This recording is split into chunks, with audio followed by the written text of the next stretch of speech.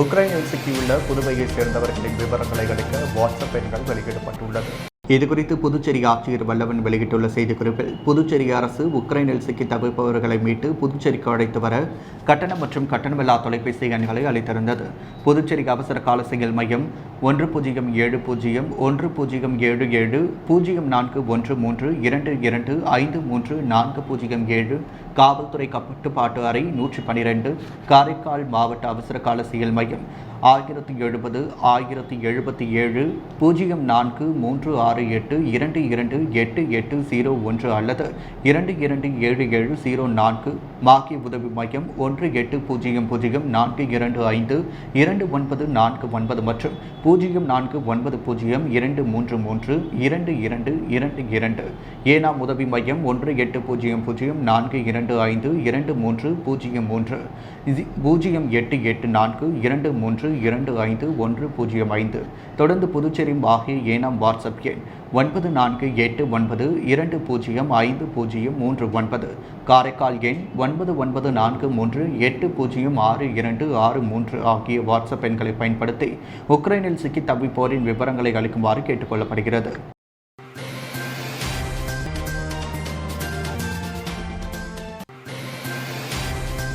புதுவை பொதுப்பணித்துறையில் ஊதிய உயர்வுக்காக அயராது போராடிய புதுவை அரசின் டெல்லி பிரதிநிதி மல்லாடி கிருஷ்ணராவுக்கு பொதுப்பணித்துறை ஊழியர்கள் தங்கள் நன்றியை தெரிவித்தனர். புதுச்சேரி முதல்வர் ரங்கசாமி கடந்த ஆண்டு செப்டம்பர் 1ஆம் தேதி நடந்த சட்டசபை கூட்டத்தொடரில் பொதுப்பணித்துறை பவுச்சேரி ஊழியர்களுக்கு 3000 10,000 ஊதிய உயர்வு அளிக்கப்படும், கணக்கு மற்றும் கருவூல இயக்குநரகம் மூலம் ஒவ்வொரு மாதமும் ஊதியம் வழங்கப்படும் எனவும் அறிவித்தார். அதன்படி அமைச்சர் லட்சுமி நாராயணன் உத்தரவின்படி தகுதி வாய்ந்த 1378 வவுச்சர் ஊழியர்களுக்கு மேம்படுத்தப்பட்ட ஊதிய விகிதமான 10,000 ரூபாய் இம்மாதம் முதல் வழங்க கவர்னர் தமிழிசை நேற்று ஒப்புதல் அளித்துள்ளார். இதில் ஏனாம் பொதுப்பணித்துறையில் 121 ஊழியர்கள் உள்ளனர். அவர்கள் இன்று ஊதிய உயர்வுக்காக அயராது போராடிய புதுச்சேரி அரசின் டெல்லி பிரதிநிதி மல்லாடி கிருஷ்ணராவுக்கு தலைவர் சரவணன் அறிவுறுத்தல்படி தங்கள் நன்றியை தெரிவித்தனர். இந்த நிகழ்ச்சியில் மல்லாடி சத்ரபாபு காரு, கொள்ளு வீரபாபு, புள்ளவர ரமேஷ், சித்தா கோவில்நாத் கௌத்ரி மற்றும் பலர் கலந்து கொண்டனர்.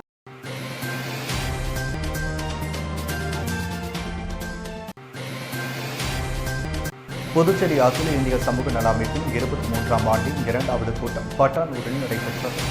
கே. பாக்கியராஜின் அகில இந்திய சமூக நல அமைப்பின் 23ஆம் ஆண்டு 2வது கூட்டம் பட்டாண்டூரில் கட்டப்பட்டு வரும் அகில இந்திய சமூக நல அமைப்பு கட்டிடத்தில் இன்று காலை 10:30 மணியளவில் நடைபெற்றது. அமைப்பின் பொதுச் செயலாளர் கணேசன் முன்னிலையில் நடைபெற்ற நிகழ்வில் அமைப்பின் வளர்ச்சிப் பணிகள் குறித்தும், அலுவலக கட்டிடத்தை சுற்றி சுவர் அமைப்பது, உறுப்பினர்கள் வழங்க வேண்டிய சந்தா தொகையின் நிதி நிலைமை, கட்டிடப் பணிகளை துரிதமாக முடிப்பது, தேவையான பொருட்களை நன்கொடையாக நண்பர்களிடம் கேட்பது போன்ற பல்வேறு தீர்மானங்கள் நிறைவேற்றப்பட்டது. இதைத் தொடர்ந்து அச்சங்கத்தின் ஊடகச் செயலாளர் கடந்த பிப்ரவரி 23ஆம் தேதி தனது பிறந்த நாளை கொண்டாடினார். அவருக்கு சால்வை அணிவித்து பிறந்த தினத்தை பாராட்டி நிகழ்வுகள் நடைபெற்றது. இதற்கான ஏற்பாடுகளை அகில இந்திய சமூக நல அமைப்பு நிர்வாகிகள், உறுப்பினர்கள் செய்திருந்தனர்.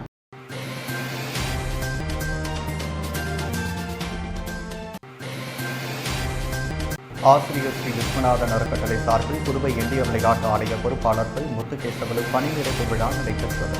புதுச்சேரி இந்திய விளையாட்டு ஆணையத்தில் பொறுப்பாளரான முத்துகேசவலு பணி நிறைவு பாராட்டு விழா புதுச்சேரி ஒப்பனம் இந்திரா காந்தி விளையாட்டு மைதானத்தில் நடைபெற்றது.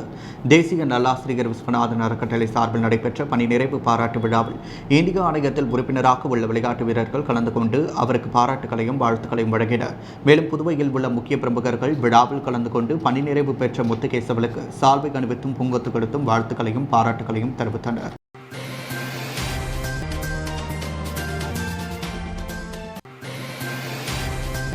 புதுவை வில்லியனூர் தொகுதியில் போலியோ சொட்டு மருந்து முகாமை சட்டமன்ற எதிர்க்கட்சித் தலைவர் சிவா துவக்கி வைத்தார்.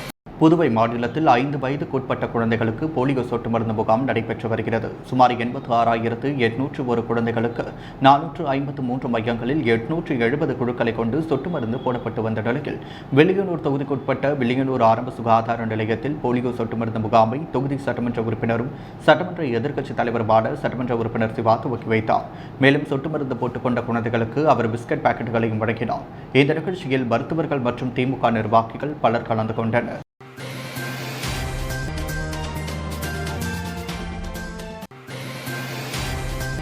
ஏனாமில் நடைபெற்ற சமூக சேவகர் ரேயு ரேவதியின் பிறந்த நாளை விழாவை முன்னிட்டு அன்னதானம் உள்ளிட்ட பல்வேறு நலத்திட்ட உதவிகள் வழங்கப்பட்டது. புதுச்சேரி மாநில ஏனாமில் சமூக சேவகர் ரேயு ரேவதி தனது பிறந்த நாளை ஒவ்வொரு ஆண்டும் பல்வேறு நலத்திட்ட உதவிகளை வழங்கி கொண்டாடுவது வழக்கம். அந்த வகையில் இந்த ஆண்டும் பல்வேறு நலத்திட்ட உதவிகளை வழங்கி பிறந்தநாள் விழா வெகு விமரிசையாக கொண்டாடப்பட்டது. இதையொட்டி தனது இல்லத்தில் இளைஞர்கள் தலைமையில் கேக் வெட்டி வெகு விமரிசையாக கொண்டாடப்பட்டது. இந்த நிகழ்ச்சியில் சந்தீப், ஷேக், அப்துல், தேஜாஷ், மலாடி ராஜு, சிவன் நதி ஆகியோர் கலந்து கொண்டனர்.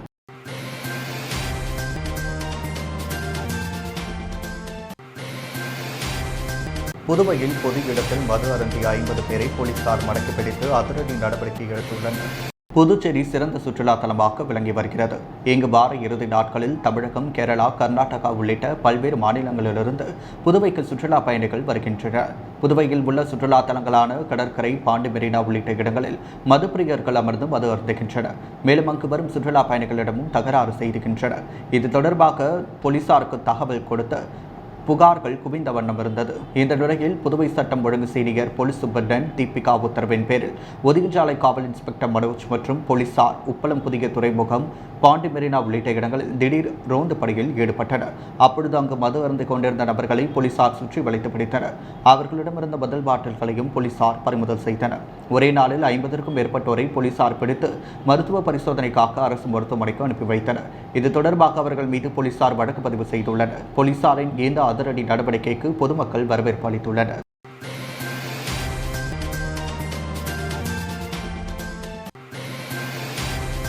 புதுச்சேரி படைப்பாளர் இயக்கத்தின் 13ஆம் ஆண்டு துவக்க விழா மற்றும் நூல் போட்டியில் வெற்றி பெற்றவர்களுக்கு பரிசு மற்றும் விருதுகள் வழங்கும் விழாவில் கலந்து கொண்ட பொதுப்பணித்துறை அமைச்சர் லட்சுமி நாராயணன் வெற்றி பெற்றவர்களுக்கு விருது வழங்கி பாராட்டினார். புதுச்சேரி படைப்பாளர் இயக்கத்தின் 13ஆம் ஆண்டு துவக்க விழா முல்லை நகரில் உள்ள அரசு ஊழியர் சம்மேளனத்தில் நடைபெற்றது. இவ்விழாவையொட்டி அறிவிக்கப்பட்ட நூல் போட்டியில் மரபுப்பா, புதுப்பா, துளிப்பா, சிறுவர்பா, சிறுவர் கதைகள், புதினம் மற்றும் சிறுகதைகள் என 7 நூல் பிரிவுகளில் போட்டி நடைபெற்றது. இப்போட்டியில் புதுச்சேரி மற்றும் தமிழகத்தை சேர்ந்த 100க்கும் மேற்பட்ட எழுத்தாளர்கள் பங்கு பெற்றனர்.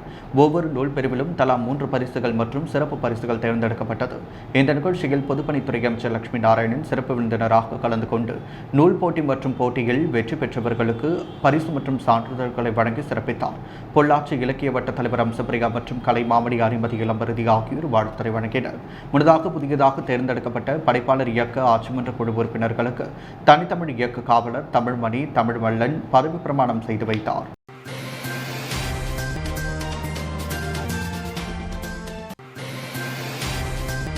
புதுவையில் 5 வயதுக்குட்பட்ட அனைத்து குழந்தைகளுக்கும் போலியோ சொட்டு மருந்து போடும் சிறப்பு முகாமை கதிர்காமம் தலையாரி வள்ளிக்கமை அரசு உயர்நிலைப் பள்ளியில் முதலமைச்சர் ரங்கசாமி துவக்கி வைத்தார். புதுவையில் 5 வயதுக்குட்பட்ட குழந்தைகளுக்கு போலியோ சொட்டு மருந்து முகாம் நடைபெறுகிறது. 86,801 குழந்தைகளுக்கு 453 மையங்களில் 870 குழுக்களை கொண்டு குழந்தைகளுக்கு சொட்டு மருந்து வழங்கப்பட உள்ளதாக சுகாதாரத்துறை தெரிவித்துள்ளது. காலை 7 மணியிலிருந்து மதியம் 3 மணி வரை இந்த முகாம் நடைபெறும் என அனைத்து மருத்துவமனைகள், பேருந்து நிலையம், ரயில் நிலையம், பெரிய மார்க்கெட், மணக்குள விநாயகர் கோவில், மாநில எல்லைகளில் குழந்தைகளுக்கு சொட்டு மருந்து போடப்படுகிறது. இந்த நிலையில் புதுச்சேரி கதிர்காமம் பகுதியில் உள்ள தில்லையாடி வள்ளியம்மை அரசு பள்ளிகள் நடைபெற்ற போலியோ சொட்டு மருந்து முகாமை முதலமைச்சர் ரங்கசாமி பார்வையிட்டு குழந்தைகளுக்கு போலியோ சொட்டு மருந்து போட்டார். தொடர்ந்து செய்தியாளர்களிடம் பேசிய அவர், ரஷ்யா உக்ரைன் போர் நடைபெற்று வருவதால் உக்ரைன் பகுதியில் சிக்கி தவிக்கும் புதுச்சேரி மாணவர்கள் மீட்கும் பணி மத்திய அரசு உதவியுடன் நடைபெற்று வருவதாகவும், மாணவர்களை மீட்டு மீண்டும் புதுச்சேரி அழைத்து வரும் செலவை புதுவை அரசே ஏற்கும் எனவும் முதலமைச்சர் ரங்கசாமி தெரிவித்துள்ளார்.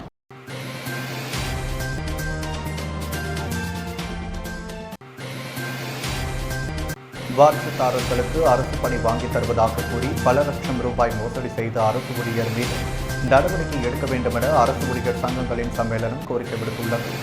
இது தொடர்பாக அரசு ஊழியர் சங்கங்களின் சம்மேளன பொதுச் செயலாளர் ராதாகிருஷ்ணன் செய்தியாளர்களுக்கு அளித்த பேட்டியில், புதுவை சுகாதாரத்துறை இயக்குநர் அலுவலகத்தில் எழுத்தாளராக பணிபுரியும் பிரபாகரன் என்பவருக்கு நெருக்கமான இந்திரா காந்தி அரசு பொது மருத்துவமனையில் லிப்ட் ஆபரேட்டராக பணிபுரியும் ராஜ்குமார் என்பவர் சுகாதாரத்துறையில் கருணை அடிப்படையில் வாரிசுதாரர் பணி நியமனம் வாங்கித் தருவதாக கூறி பல பேரிடம் பல லட்சம் ரூபாய் மோசடி செய்துள்ளதாக குற்றம் சாட்டிய அவர்கள் ராஜ்குமார் மீது துறை ரீதியாக நடவடிக்கை எடுக்க வேண்டும் என்று கேட்டுக்கொண்டார். மேலும் மோசடியில் ஈடுபட்ட ராஜ்குமார் வருகின்ற 28ஆம் தேதியுடன் பணி ஓய்வு பெற உள்ளதால் அவர் மீது சுகாதாரத்துறை அதிகாரிகள் உடனடியாக நடவடிக்கை எடுத்து அவரை பணியிடை நீக்கம் செய்து வேண்டும் என கேட்டுக்கொண்டனர். மேலும் இது தொடர்பாக உயரதிகாரிகளுக்கு புகார் மனு அளித்தும் அதன் மீது எந்தவித நடவடிக்கையும் எடுக்கவில்லை என்று ராதாகிருஷ்ணன் குற்றம் சாட்டினார். இந்த பேட்டியின் பொழுது அரசு ஊழியர் சங்கங்களின் சம்மேளன நிர்வாகிகள் பலர் உடனிருந்தனர்.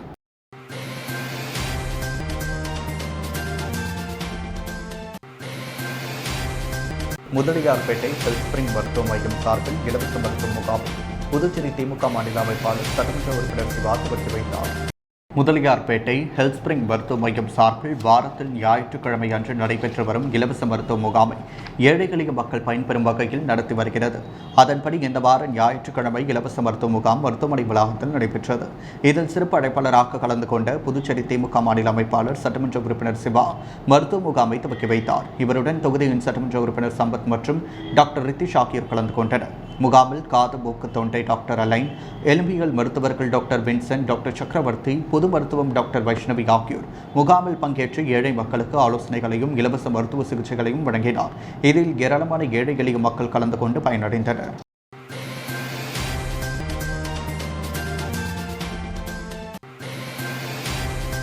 புதுவை தமிழ் சங்கத்தில் நடைபெற்ற முப்பெரும் விழாவில் மாவட்ட ஆட்சியர் வல்லவன் கலந்து கொண்டு நூல்களை வெளியிட்டு விருதுகளை வழங்கினார். புதுவை வெங்கடா நகரில் உள்ள தமிழ்ச்சங்கத்தில் தாய்மொழி நாள் விழா, திருவள்ளுவர் விருது வழங்கும் விழா மற்றும் திருக்குறள் லத்தீன் மொழிபெயர்ப்பு நூல் வெளியீட்டு விழா ஆகிய முப்பெரும் விழா நடைபெற்றது. விழாவிற்கு தமிழ்ச்சங்க தலைவர் முனைவர் முத்து தலைமை தாங்கினார். செயலர் பாவலர் சீனு மோகன்தாஸ் வரவேற்புரையாற்றினார்.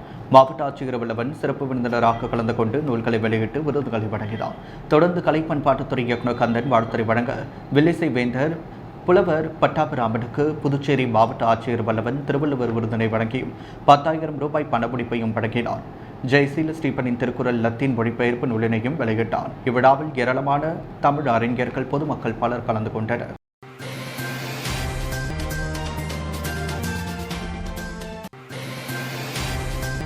உக்ரைனில் உள்ள காரைக்கால் மாணவர்களுடன் அமைச்சர் சந்திர பிரியங்கா வீடியோ காலில் பேசி தைரியமாக இருக்கும்படி அறிவுறுத்தியுள்ளார். காரைக்காலை சேர்ந்த 4 மாணவ மாணவிகள் ரஷ்யாவிற்கு அருகில் உள்ள உக்ரைனில் தங்கி படித்து வருகின்றனர். தற்சமயம் போர் சூழல் ஏற்பட்டுள்ள நிலையில் அவர்கள் வெளியே வராத சூழ்நிலையில் அவர்களை பத்திரமாக மீட்டு இந்திய அரசு மற்றும் புதுவை அரசு அதற்கான முயற்சிகளை எடுத்து வருகிறது. இந்த நிலையில் போக்குவரத்து துறை அமைச்சர் சந்திர பிரியங்கா வீட்டிற்கு நேராக சென்று பெற்றோர்களுக்கு தைரியமூட்டி தங்கள் பிள்ளைகளை பத்திரமாக இந்திய அரசாங்கத்தால் மீட்கப்படும் என்றும், புதுவை முதல்வர் மற்றும் துணைநிலை ஆளுநர் இது சம்பந்தமாக முயற்சித்து வருவதாகவும் அவர்களுடைய பெற்றோர்களுக்கு ஆறுதல் கூறினார். மேலும் செல்வி சிவசங்கரி வீட்டிற்கு சென்று அந்த மாணவியிடம் நேரடியாக வாட்ஸ்அப் காலில் பேசி தைரியமாக இருக்கும்படியும் இந்திய அரசாங்கம் தங்களை பத்திரமாக அழைத்து வருவார்கள் என்றும் அமைச்சர் மாணவர்களை தெரியப்படுத்தினார்.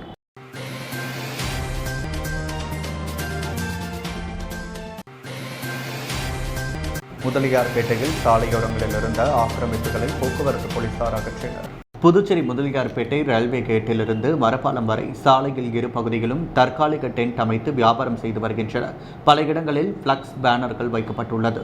இதனால் போக்குவரத்து நெரிசல் ஏற்படுவது குறித்து புகார்கள் போலீசாருக்கு சென்றடையை அடுத்து கிழக்கு போக்குவரத்து போலீசார் நேற்று முதலியார்பேட்டை ரயில்வே கேட்டிலிருந்து கடலூர் சாலை மரப்பாலம் வரையில் பேனர்கள் உள்ளிட்ட ஆக்கிரமிப்புகளை போலீசார் அகற்றினர்.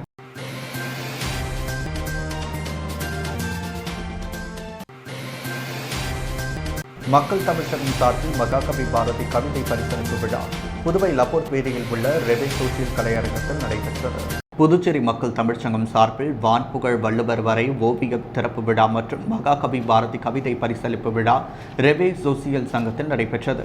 புதுவை மக்கள் தமிழ்ச்சங்க தலைவர் சரவணன் தலைமையில் நடைபெற்ற நிகழ்ச்சியில் ஆசிரியர் செல்வமணி நோக்கவுரையாற்ற தமிழ்வாணன் வரவேற்புரை நிகழ்த்தினார். சிறப்பு அழைப்பாளராக கலந்து கொண்ட பொதுப்பணித்துறை அமைச்சர் லட்சுமி நாராயணன் விழாவில் பங்கேற்றவர்களுக்கு நினைவு பரிசுகள் வழங்கி மரியாதை செலுத்தினார். தொடர்ந்து வான்புகழ் வள்ளுவர் வரை ஓவியத்தை திறந்து வைத்து சிறப்புரையாற்றினார்.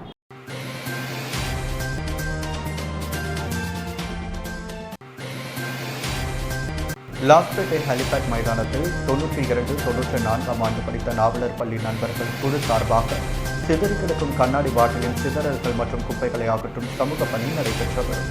லாஸ்பேட்டை ஹெலிபேட் மைதானத்தில் இரவில் குடிபோதையில் ஈடுபடும் நபர்கள் தாங்கள் குடித்த பாட்டில்களை அங்கேயே உடைத்துவிட்டு செல்கின்றனர்.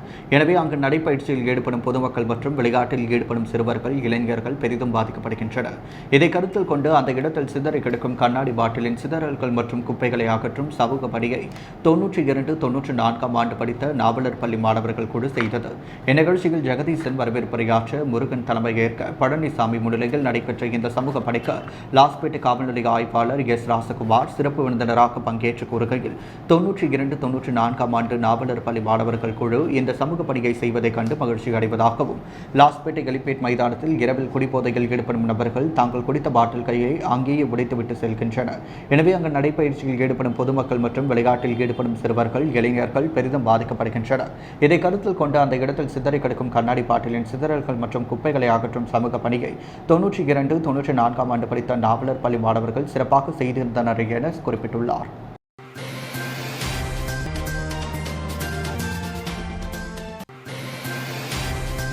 கர்நாடகாவில் கிறிஸ்தவ தேவாலயத்தில் எடுத்து சேதப்படுத்தியதை கண்டித்து புதுவை அண்ணா சிலை அருகே எஸ்டிபிஐ கட்சியினர் கண்டன ஆர்ப்பாட்டத்தில் ஈடுபட்டனர். கர்நாடகாவில் கிறிஸ்தவ தேவாலயத்தை இடித்து சேதப்படுத்தியதை கண்டித்தும் இந்தியாவில் கிறிஸ்தவ மக்கள் மீது அதிகரித்து வரும் வன்முறை தாக்குதலை கண்டித்தும் புதுச்சேரி அண்ணா சிலை அருகே எஸ்டிபிஐ கட்சியினர் கண்டன ஆர்ப்பாட்டத்தில் ஈடுபட்டனர். ஆர்ப்பாட்டத்திற்கு கிழக்கு மாவட்ட ஒருங்கிணைப்பாளர் அனிபா தலைமை தாங்கினார். நிர்வாகிகள் முகமது பிலால், ரஃபீக், மன்சூர், ரஃபியுதீன், முகமது பாரூக், அகமது சாலி, இக்பால் பாஷா ஆகியோர் முன்னிலை வகித்தனர். மாநில தலைவர் ஃபராக்துல்லா, மீனவர் விடுதலை வேங்கைகள் நிறுவனர் மங்கையர் செல்வம், மனித உரிமைகள் மற்றும் நுகர்வோர் பாதுகாப்பு இயக்க பொதுச் செயலாளர் முருகானந்தம், மாணவர்கள் கூட்டமைப்பு நிறுவனர் சுவாமி இந்திய தேசிய இளைஞர் முன்னணி தலைவர் கலைப்பிரியன், தேசிய சிறுபான்மையினர் மக்கள் இயக்கம் ஜோயல் சுந்தர் சிங், அருட்தந்தைய பிச்சை முத்து, அந்தோனிசாமி ஆகியோர் கலந்து கொண்டு கண்டனம் உரையாற்றினர். தொடர்ந்து நடைபெற்ற ஆர்ப்பாட்டத்தில் எஸ்டிபிஐ கட்சியைச் சேர்ந்த நிர்வாகிகள் பலர் கலந்து கொண்டனர்.